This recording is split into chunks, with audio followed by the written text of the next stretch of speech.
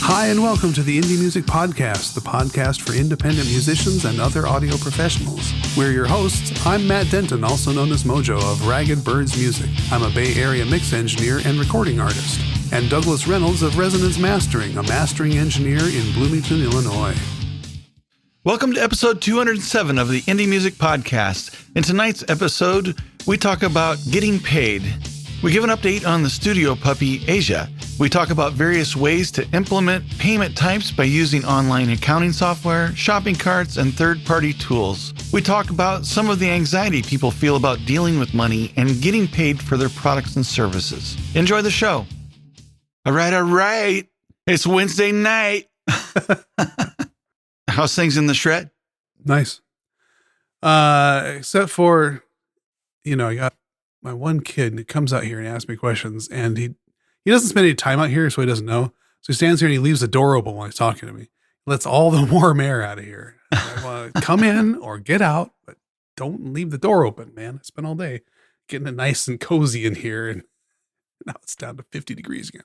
Anyway, other than that, yeah, it's all groovy. 50 sounds balmy. Oh, really? Yeah. Oh, well, I got to admit, now yesterday was like, it sprinkled, it was cold, it was overcast, and it happened to be the day that I picked to go into the city and tool around. But today, not a cloud in the sky. It was like balmy and 65. I was laying out and getting some sun. It's kind of crazy. And tomorrow's supposed to rain again. It's like 13-ish here. Oh, what? Fahrenheit? That's Fahrenheit, yeah. Wow. I mean, I even put the grill on last night. I was grilling some hot links, man. West Coast living, man. It's West Coast living. It's different out here. That's why we pay through the nose for that privilege. We never count down anymore. I miss the countdown. Like, we've grown beyond it. But we can certainly do it. I'm good at lining us up. When we go third party in here, it can be a little trickier, but it's just funny that problem with it. Well, yeah, no, I know you don't. Too funny. Well, sure, man. Let's count it down for old times. For old times' sake. Let's go 3, 2, 1. See? Yeah, you're right. We still really got it, man. We really don't need to do that. How are you, man? How are you? How's your week going? It's going. Yeah. Yeah. I mean, it's a week, man. I've just been a lot of hanging out, puppy time, Oh, that's different. Getting really, like, probably 40-pound puppy now. Holy cow. Yeah. What are you feeding that thing? Puppy food. Puppy food. Yeah, I have no concept of how fast puppies grow, but I know they grow pretty quick. But she can sit and shake and high five and lay down and sit up. Nice. So far. Can she bring you a beer yet? No, not yet. Fetch me a beer. She's pretty smart. She's also, you mentioned, the door open. So I go to let her out and it's like 13 degrees outside. Yeah. Every time we have like a little like 7-inch or less step down out of our door onto our back deck. Mm-hmm. And so she goes out there and anytime that she steps down there, she takes the opportunity to take a big stretch, cause yeah. And so she's like loitering in the doorway. It's like, get out. Stretch. I'm on my way. It's like ridiculous. You take your time. It's too funny. All right. 13 degrees. I'm not going to complain about my, she likes it out there, man. Well, she's got a fur coat, like right? like a snow dog. Yeah. Yeah. Like most dogs. That's funny. You've had snow though, right? Yeah. It's been snowing. She like the snow? Snow. Yeah. She loves it. Cool. She's out there pouncing around and digging in. She comes in. It's so cute. I've been trying to get a picture, but I keep missing it. But she like goes out and roots around in the snow with her nose, and then comes in and she's got like this whole like snow beard thing going on. No, funny. It's so cute. So you're watching through the window. Have fun in the snow. Yeah. We watching over here. In the other 3 seasons, we just pretty much leave the door open the whole time, and she'll be able to just like come and go out the back door as she pleases. So Oh, well, that's cool. We're big fans of go outside and play. Yeah. I like that concept. I used to do that with the kids, but Yeah. they don't really go outside anymore. I mean, it's not warm but there's also nothing to do, you know? It's not like they're going to, Only to come out and see if they can get in the studio. yeah. Yeah. Well, they're actually, you know what? They're too busy. They would actually, like over the summer, they were just playing, they would go down and play catch and stuff, at the school, which is like a half a block away. But yeah, they're both too busy doing schoolwork. No fun. Yeah. So I don't know, man. I did want to ask you if I could get that 20 you owe me. I was waiting to see if you're going to come up with your, speaking of old time's your good transitions. I was trying to work that in. Well, good is questionable. But. Yeah, I'll get that over to you shortly. That 20, it's coming by Amazon drone. Keep your eye out. That was my attempt at a segue into how to get paid. So that's what we're talking about tonight. We used to be better at that, but yeah, how to get paid. Yeah, we were talking about that. It was an interesting discussion we were having on Slack earlier. And interesting that we hadn't really covered that yet, but maybe. Well, not really. Not that I recall anyway. Oh, I thought you were going to say, not really. It's not really interesting. No, I think it is interesting. I think a lot of people shy away from it. In fact, I think a lot of people feel a lot of, what's a good word? Anxiety. Yeah, there's a lot of anxiety about for money for their services or their music. You know, if they're selling their music or if they're doing studio recording, sessions or whatever, and that is something that it's integral into one of the reasons why we do what we do. Right. I mean, we do what we do to put some bread in the cupboard. Right. And, and take care of family and everything that needs to be done. There's money's an important aspect of that. Well, yeah, it's absolutely essential. And you're absolutely right. There's not only anxiety, there's like a stigma. It's like, we're kind of taught not to talk about money. We're taught that it's not polite. And I think as a result, I mean, we don't learn personal finance in school. I think as a result, there's just kind of like this void between, getting an allowance and getting a job and what's in between.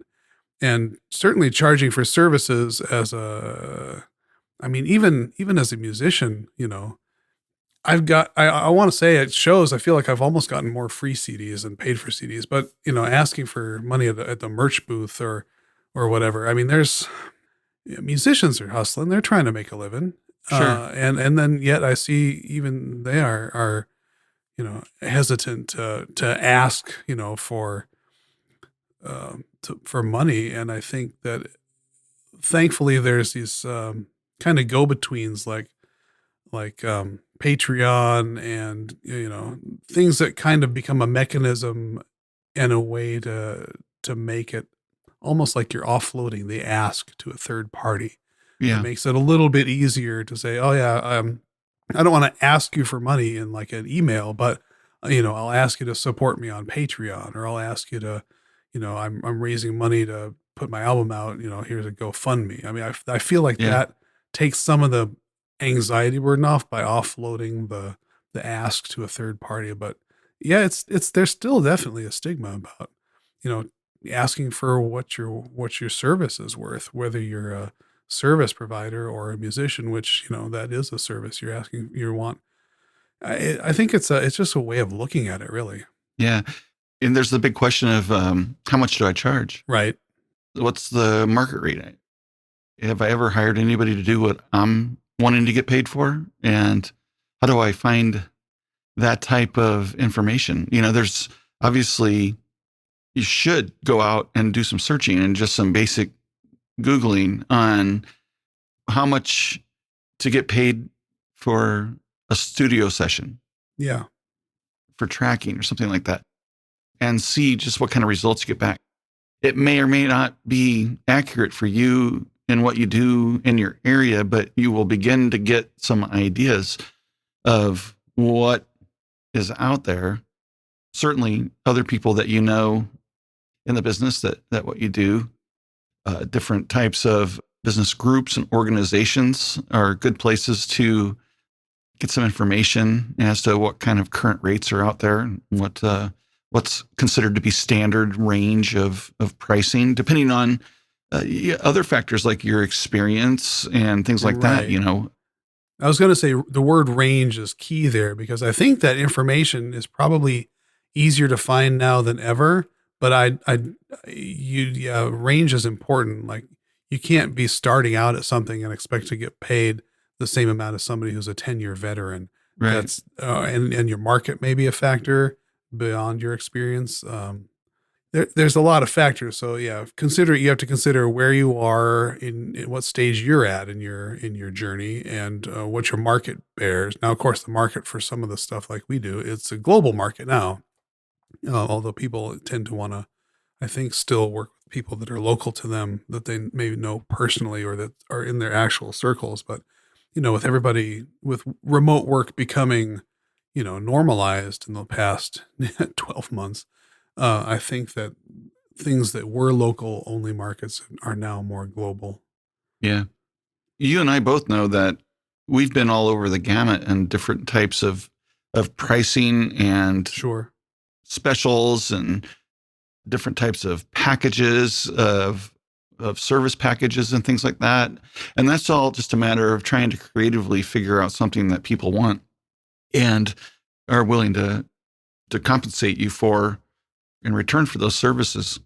But it just takes a lot of really trial and error, I think. You also have to ask yourself, what's the least amount I'm willing to work for? Right. And then what's the desired amount that I want to work for?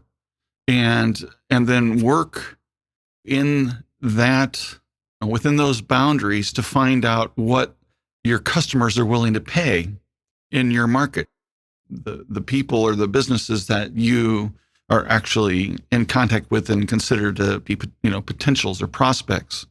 And because it may be different for different customers, depending on different reasons, where they're located, where you're located, and what type of project is it? What is the size of the project? Is it really big? Are you giving discounts because it's a big project versus if it's a small project and it's going to be your premium rate? There's lots of different factors. Yeah, absolutely. I was just having a talk earlier today with my co-work accountability partner, who actually we've had on the podcast before, Alex Winters. Oh, She's yeah. building out a new kind of tiered levels of, I guess, merch and stuff for her fans. And so this is something that you do as a musician. You have, you know, tier one is maybe the free song that you get for signing up for the mailing list. And tier two is, um, buy a CD for $5 or, free plus shipping. And then the next tier is, t-shirt. And then the next tier is I write a song for you. I mean, like even for musicians beyond, as we're talking about being a service provider, but even musicians have those different considerations. What level of person am I serving? What level do I think people are willing to buy in at? Yeah. So, And then it crosses planes into product-based business, right. because at the end of the recording, you've produced a product that you're selling, or in the case of merch, that's retail. Yeah. I think that even easier than what we're doing, that has kind of like a built-in prior art. I mean, you either, as an indie musician, you're either selling your CD for $5 or $10 or $15. You're selling a keychain for a kind of certain amount of price. You probably give your stickers away for free. Maybe a patch is $3. I mean, I've been to enough merch booths that I can like rattle off and a t-shirt is $15. If it's an older one, a new one is $25, and the long sleeve one and a hoodie is, $45. I mean, that stuff's like prior art is just in the industry, and it kind of everybody has an expectation about how much that costs. But, when you get to other services like, how much does it cost to say edit vocals or track drums? And some of that stuff is so much more specialized and experience dependent and market dependent. And project dependent, that might be a little harder to track down. You might want to Yeah. just call some people and say, hey, what do you charge? And then put that in the in your notebook. Okay, this guy charges this much, and then do a little research. Yeah. And then once you establish that and you've got sales, then your next hurdle is how to collect money for that. Absolutely. Which seems trivial, but it's really not. And there's there's a stigma that's related to accepting money as well. And Yes.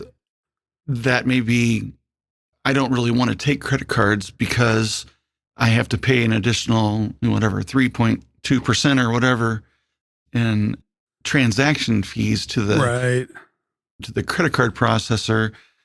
And that's coming off of my profits type of thing.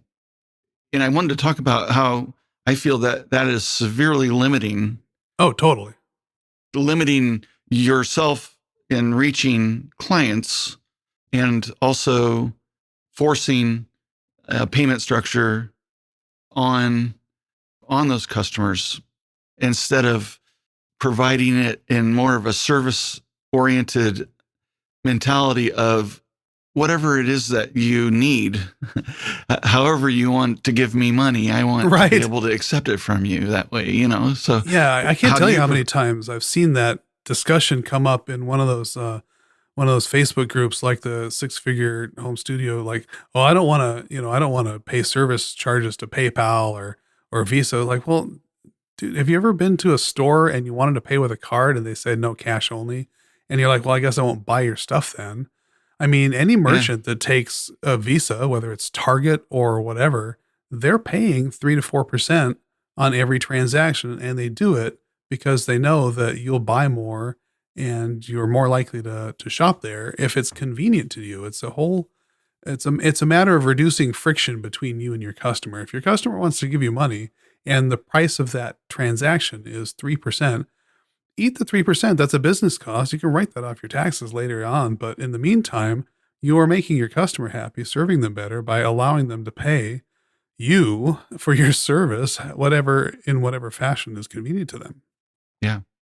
It's also convenient for you to accept absolutely credit cards. I mean, there's reduced banking time. Yes. So I don't know if you like standing in line at a bank or driving. Yeah, what's your time worth, right? Yeah. You have to consider that. And the gas that it takes to get there, waiting in traffic, depending on where you're living. Yeah, and lines now, you have to stand 6 feet apart, so the line is always out the door, right? Yeah. You're definitely it's going to be drive-through. Yeah. Which is going to be limited to the bank hours. Right. So you've got to do that during their hours, whatever those may be, So there's no transactions on Sunday, right. Those types of things. And I think that type of mentality is severely limiting the person who has that, that stigma in their ability to conduct business at a level that they have potential for. Yeah, I just don't understand that kind of nickel and dime mentality where you have to pay me in cash because I don't want to pay PayPal, 1.9% or however much, 2.9% or whatever they charge these days. I mean, don't get me wrong, accept cash. Oh, sure. Cash is good. Cash is good, and checks are fine. The thing is have a full spectrum of ways that people can pay you. So whether it be, cash or check, bank draft, we still haven't hit credit cards yet. And if you do bank drafts, you may pay a little bit of a bank fee on that one, but it is significantly less than credit cards. Yeah, it's probably half or more. Like it's only like 1%. It might be 1% versus 3%. Yeah. So that can be significant on a large transaction. I will say I don't mind taking a check for things because now I can mobile deposit them with my phone. I don't have to go to a bank or even an ATM to deposit. Exactly. Yeah. Checks are fine. It's just like, what do you do with the check when you're done? Well, I write a note on it that it was mobile deposited and then I keep it for a week and then I shred it. Yeah. That's what I do too. Well, I say that, but I have a little envelope full of checks that need to be shredded because I don't really. Yeah, me too. I keep them around because that's how far behind I am on my books. Oh, yeah. Oh, I just did my taxes this week, business taxes. That was kind of pain. Even though I'm using online accounting software now, it still didn't. Well, it made it a little easier than the old style spreadsheet. Right. Look up all my emails, but not that much easier. The online accounting software, that kind of leads into begging the question, well, how do I accept credit cards? Right. There's different ways to do that. And I think you and I both approach this in a similar way, if I understand, is that we both use an online accounting software service, which provides credit card processing as part of the service. Yes. Whoever that may be. Okay. QuickBooks does it. QuickBooks Online. Is that what you use, QuickBooks? No, I use Wave apps. Oh, I use Wave app too. Yes. Yeah. And yes, they charge 3% or 2.9% or whatever it is. Right. Which is the same as if you had a merchant account, did it yourself, but that's okay. I set up a Stripe.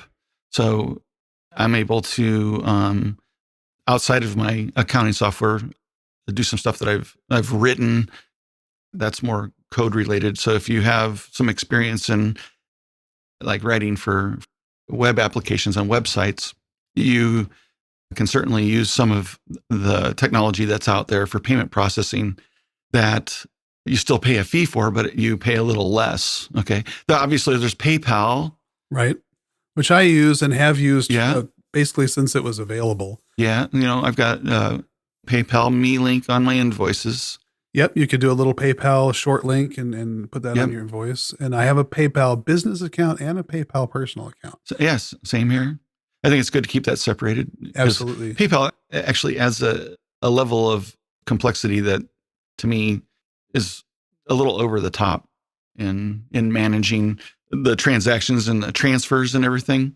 I don't know. It just depends on how you like it, but yeah, I feel like they on purpose, and I've seen other services do this, even banks where you can do, and Venmo too. You can do an instant transfer for a fee, or you can do what's called a standard transfer. Yeah.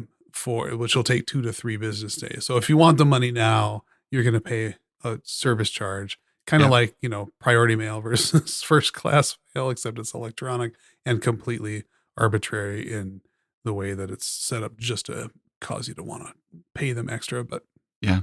And I never do that. I never do it either. The 2 to 3 business days. I'm fine with that. Yeah. What's the big deal? It's just a matter of cash flow and whatever, so 2 to 3 business days generally is not an issue. I guess if you're really strapped, that might be something you wanted to do, or if you had to make a quick purchase for something and get that money to the bank where you could, have that cash available. Yeah. Hopefully you're not in that position, but I can see that being the case sometimes. And then the extra 1% or whatever is totally worth it to you. Yeah. If, obviously, there's lots of different web store services out there, and those all have integrated payment processing in them, and I don't use any of them. There is one that I use. It's kind of like, it takes some coding experience, but you basically use short codes in your HTML. And in WordPress, you mean? And it implements their API. They do have WordPress plugins, but they provide just direct access to the API, and you can just use their short codes and code snippets in order to implement into your own website. Is this like WooCommerce or something? It's actually Snipcart. It's JavaScript based shopping cart, and it's actually really, really nice. When you're up and rolling, I don't actually remember. So just to have it, and if you don't meet a certain amount of sales, it costs you $10 per month. Okay. And then if you go over a certain amount, then you pay 10 plus whatever percentage over that amount is. Anyway, it ends up being not very much money, especially if you're making a lot of web sales. You come out, about the same as you would, or a little less than direct credit card processing. Well, that's interesting. Do they provide the SSL encryption, or do you have to have your own certificate? No, they provide it. So you would want to have it. You're on your own anyway, but sure, but not for reasons of, because when a visitor interacts with your cart on your website, you are actually in a secure iframe. Okay. And so you're in their domain underneath their SSL. So theoretically, you wouldn't have to have your own SSL security, and you would still be compliant for credit card transactions because those are actually happening on the Snipcart application website. Yeah, I feel like right now though, with the changes in browsers last year, where they have very strict SSL checking and warnings now, both Firefox and Chrome, I feel like it really is kind of probably behooves you, if you want to sell anything through a website, to make sure that you have an SSL certificate. Otherwise, people are going to see browser warnings, even if your cart is secure or your page that you're selling cart, if it has mixed elements that are encrypted or not encrypted. Yeah, I think it's going to probably put some people off. Yeah. And there's some other things too, as far as your website marketing is concerned. You will definitely get better rankings for having a secured website than you do for a non-secured. I forgot about that. Yeah. Google rankings are they said they were going to last year at the end of the year, start down ranking sites that didn't have SSL, kind of like a ranking penalty if you don't have a secure website. Yeah. Even if there's nothing important on your website that needs to be secured, I think just for security's sake and just kind of making it across the web. Yeah, but that's one of the nice things about not doing that yourself on your own website. You don't have to worry about that because it's a really big deal. If you do accept credit cards on your own website, that you have to ensure the security of the visitors who are giving you their personally identifiable information and financial information. Right. That's not trivial. No, it's not. It's kind of a big deal. Yeah. So using other sites or using accounting services, like you and I do, that's really the path of least resistance in my opinion, to be able to provide lots of different payment options to your customers, which is really a part of your service. And it is. And to help you actively collect the money that's owed you and get that where you need it, which is in your bank account. Right. Oh, I was going to say an easy way to set up a storefront for things like t-shirts and merch and CDs, just put all that stuff on your Bandcamp page. Let them worry about the SSL certificate and the cash handling. I know there's some fees around that too, you know, but everybody's got a little bit in the till, so. Well, yeah, but I mean, I think that people forget that the reason that there's a fee is because they're providing you a service. Right. Just like you're providing somebody else a service, you want to get paid. Well, this other website is providing you a service by handling your money for you. Yeah. That's worth money. That's worth it's the cost of doing business. It's the cost of doing business. Absolutely. And if you're a musician, you're an independent business person. You're a what do they call it? A musepreneur, musicpreneur. And if you sell something, you are in business. And if you're selling your music, you're a business person. And I think that more mature people understand that you pay for services. And if the cost of doing business over PayPal is 3% or whatever, so that you can take credit cards and have your fans buy more stuff from you, then you just, so what? Yeah. But I think, for musicians in particular, it's really difficult because the payouts, it's so hard to get a decent payout, in streaming. Sure. And trying to sell CDs and merch, there's a lot of work involved in that. Yeah. And getting it out there and you're not only making music, but you're selling. Right. You're a salesperson, and not everybody's really good at being a salesperson. No, they're two completely different skill sets. They're just like two different hats to wear, Yeah, all the hats, the business person, the accounting person, the marketing person, and you've been in business for any length of time, then you've worn a lot of these hats, Oh, yes. And there's time involved in assuming that role. And that's every week or every few days or whatever the case may be for what it is that you're doing.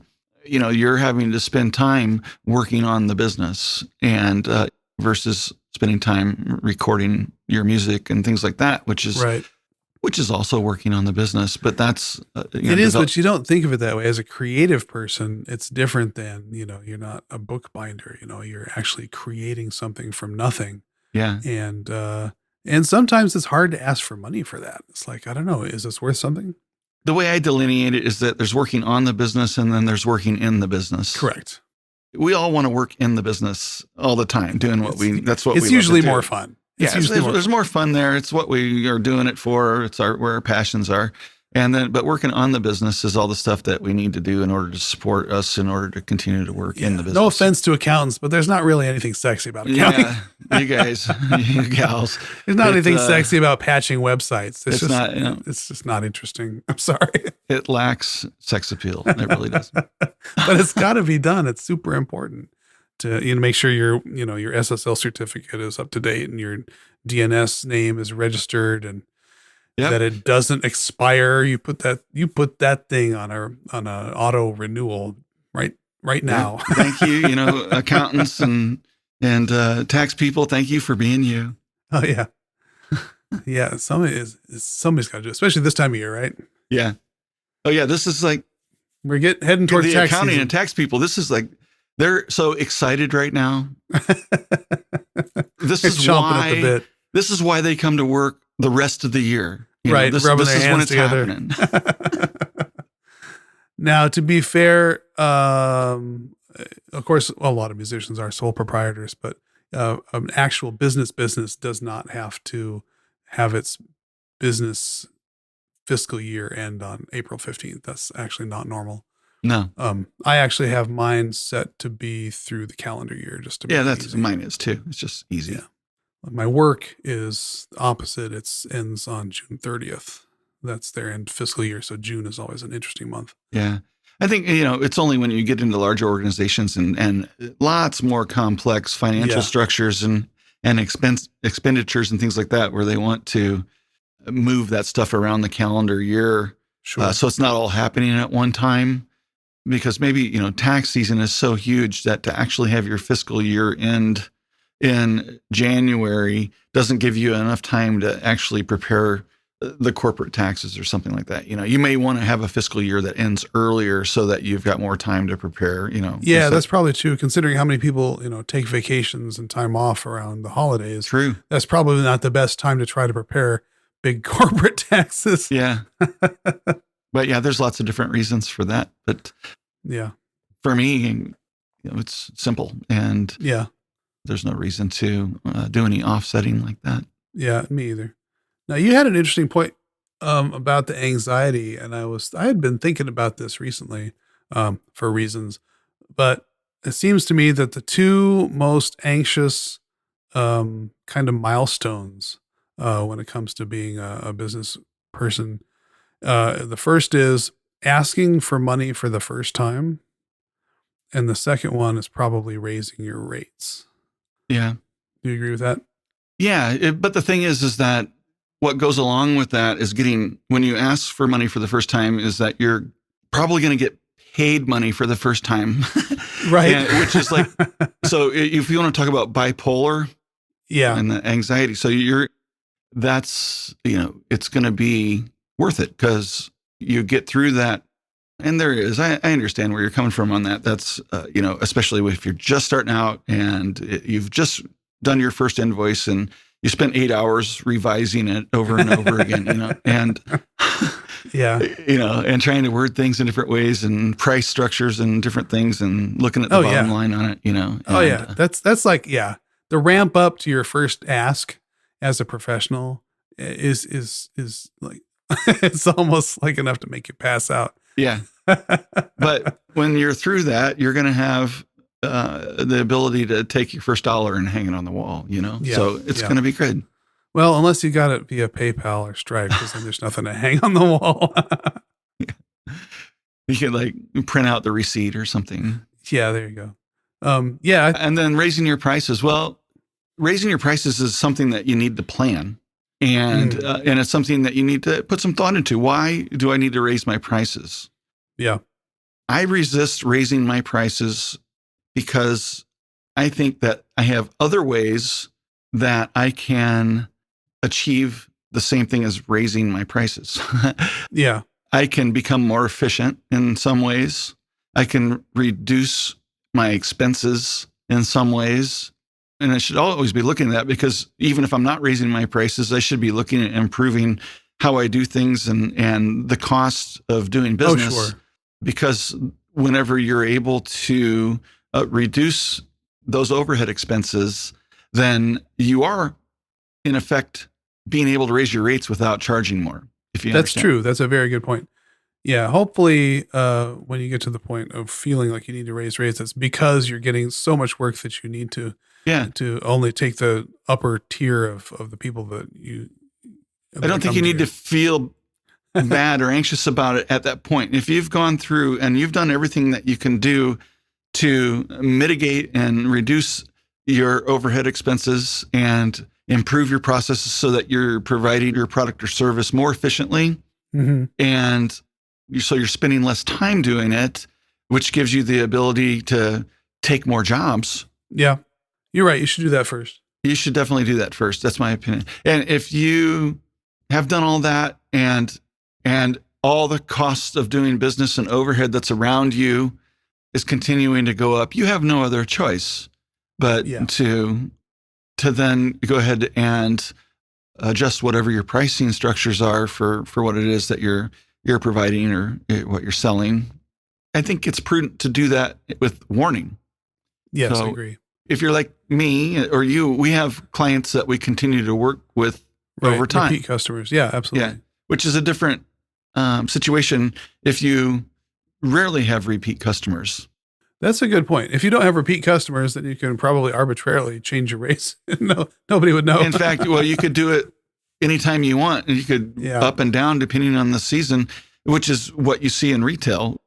Yeah, absolutely. And if you are retail, then it's all dependent upon what you're able to purchase your product at wholesale, so that could vary all the time anyway. So I think in that type of business, people are going to shop you, and they're going to find out what are your competitors doing. So there's a whole nother aspect of how do I price my product and service based on what other people are selling the same thing for. Yeah, that's a good point.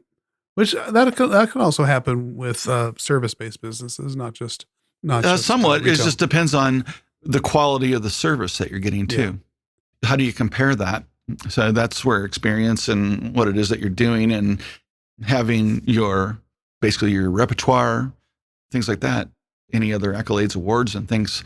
Right. And your portfolio, somebody, ideally in our situation, we have, music out there that people can listen to as an example of what we provided. Yeah.